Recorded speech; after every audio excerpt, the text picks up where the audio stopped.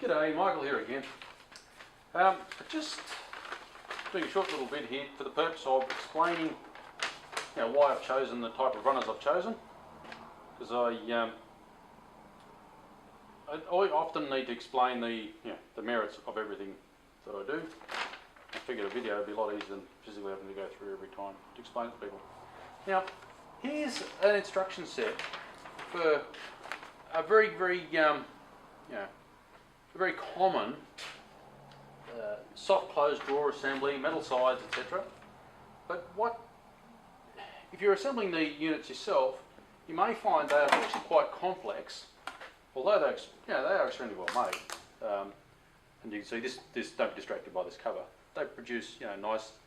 They produce them in white and stainless steel and probably a few other colours. But anyhow, you are restricted by, with any design, there's always some sort of advantage and disadvantage, and you are restricted with this design. You can see that there's a boxing on the side here. That is to facilitate the runner being mounted inside, but one of the restrictions that I find most annoying, or you may also find most annoying, is the heights are made up in increments. Maybe you'll have an add-on side, or depending on the height of the unit, you may have what's called gallery rails, which basically are a tube that extend between the drawer front and the drawer back to provide a stability of the drawer front. And this tube, this gallery rail, provides some adjustment so you can correct any discrepancies in the front and so forth. So it is kind of nice for the adjustment, and you will have seen in those different designs, in showrooms and so forth, you'll have seen these kinds of drawer runners operating, and you'll have seen this beautiful soft close mechanism. They roll very easily, and the soft close mechanism works very nicely. But any design has its pluses and minuses. That's one design restriction on this, is the height. They also use quite a bit of width, and they waste, with the runner and the box arrangement, they waste a little bit more height than these do, and so the volume available inside the drawer is reduced. Plus also if you don't have a height fairly fully used, you're unable to actually fill to the height of the drawer. With these runners, I'm able to make the box whatever size is required, and I'm pretty sure that most people find the assembly process and the adjustment process of these drawers a little bit more daunting than a box made out of 5 components and runners that get screwed on the side. So there is a simplicity factor to these runners as well for the lay person to assemble them. Okay, having said all that, I suppose I better move along to the design that I've chosen. Get these guys out of the road, I think.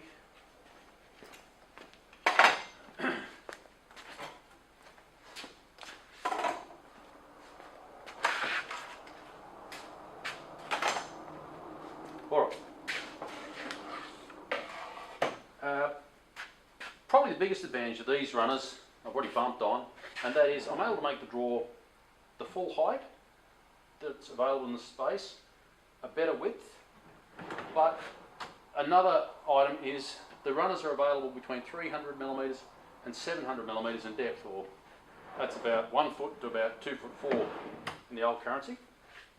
And I have, in this cabinet, I've deliberately got 2 variants of that, and that is we've got a bottom mounting runner on the 2 lower drawers and a side mounting runner. You can see the drawer bottom showing through here. Side mounted runner on this top drawer. So you've got side by side. You can see this runner is basically underneath the drawer box, and this is beside the drawer box. So this is a side mounting drawer runner. It's got these tabs which actually will bear the weight of the drawer box, and that is held on with screwed on from the side. Whereas the side mounting runners, which is what this is actually screwed through the runner component into the side of the drawer box. Now, you may have already spotted something, I'm not sure. Of course, I'm restricted to, or whoever's restricted to, the thickness of that side. So the screws have to be less than 16mm thick.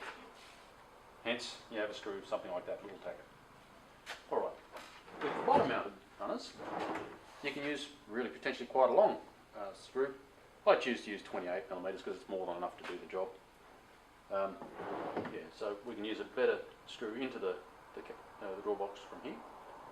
So the bottom mounted draw runners are far better structurally, but they do have the disadvantage is in here that they waste about 15mm of your potential height. Whereas here you can see the runner is actually, in this case, about 1mm higher than the underside of the draw box. Okay, so there's the height, the width and the depth advantages to this draw runner type, which to me is all the reason to use these runners. But one attribute that I'm not that confident with other runner designs, although they are available, you can see here, this is actually a soft close drawer. The soft close mechanism in its own right, to me, introduces a whole lot of parts, which perhaps may be wrong, but over the longer term may prove to be a whole lot of components just adding to the mechanical complexity and therefore mechanical failure potential of the draw runner. So this is a side-mounted draw runner with a soft close mechanism, whereas these ones do not have the soft close mechanism. Now the soft close mechanism, the energy that the mechanism uses to pull the drawer shut is actually energy that's been stored from when you opened the drawer. So you've provided the energy in loading the springs by opening the drawer that it uses to pull shut. Now these drawers operate at exactly the speed you operate them, so you can open them and shut them as you wish. Like let's say you're working on the kitchen counter, doing whatever you're doing. You can quickly use the drawers. Open a drawer, close it again, grab another drawer, open and shut at exactly your speed. Whereas with the soft close mechanisms, you have to wait for the drawer to close itself before it's out of the road for you to grab the next drawer. So, not that I think it's a big deal, but you could find it irritating. Whereas these drawers perform, as naturally they would to whatever force you're putting on them. These drawers do not clack shut, which may be a fear in some people's minds. They may have had drawer runner assemblies where there's a bit of a some of the older designers had like a gradient section on the drawer runner, which used some of the weight of the drawer to kind of pull the drawer shut, and so they would sort of clack into a closed position. Whereas these actually don't have that; they just simply operate horizontally. Okay, I don't know whether it shows up very well in this video, but you can see these. I'll pop this run around. You can see these bearing cages here. There's a number of ball bearings, so it's quite a robust design. As you put the drawer runner components together, what ends up happening is that bearing cage is not correctly aligned. So, in this case, the soft closes, well, you can see that hasn't parked properly.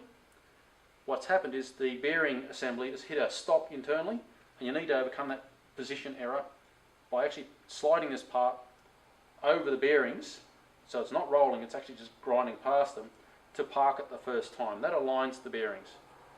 So that's a bit more visible here. So I'll take that one around. So let's push that in place. The runner assembly going nicely. There's a stopper here.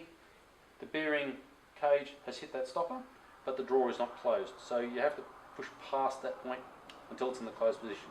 Now the bearing assembly is all aligned, so the drawer runs correctly. So I'll show you how the drawer comes out of the cabinet. There is a tab here which may or may not be clearly visible. I might do a bit of a blow up on that. Give me a sec.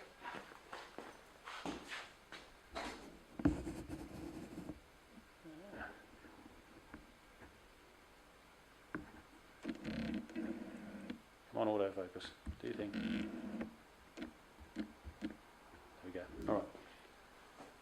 So it's a matter of lifting this tab up, and there's the same kind of tab on the other side, and it's basically put on the other side of the drawer as if it was turned over. So on the left hand side the tab gets pushed up, on the right hand side the tab is on the top side and has to be pushed down.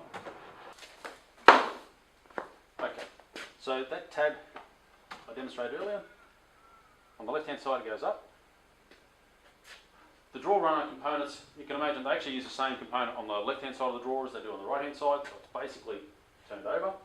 The left hand side, the tab needs to be lifted up, and on the right hand side, push down, pull the drawer out.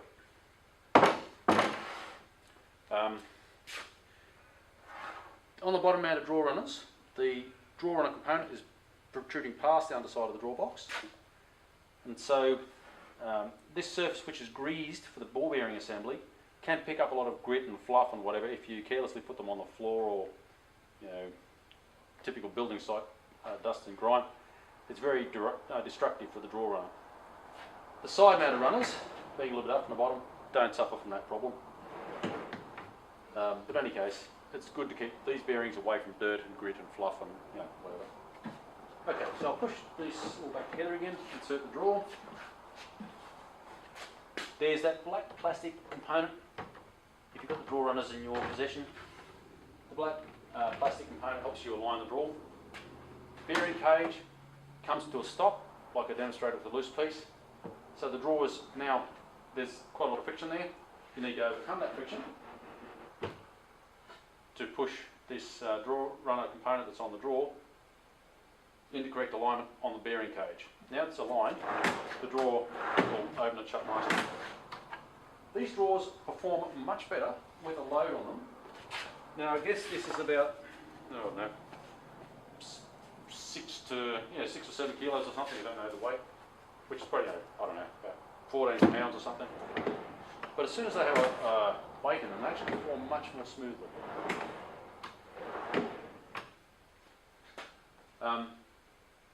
With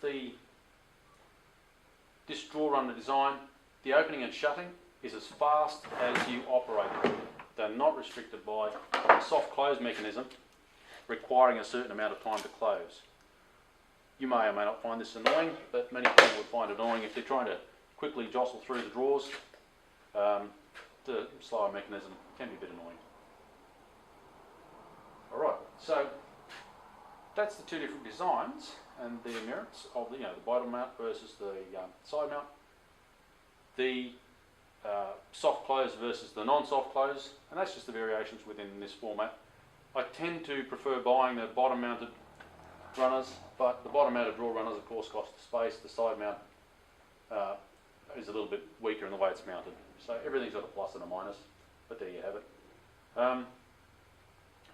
The process of mounting these drawer runners on the side of the box is most easily done with using a marking gauge, which is a device like this, which has got a spur on it with a guide surface, set at 24 millimeters.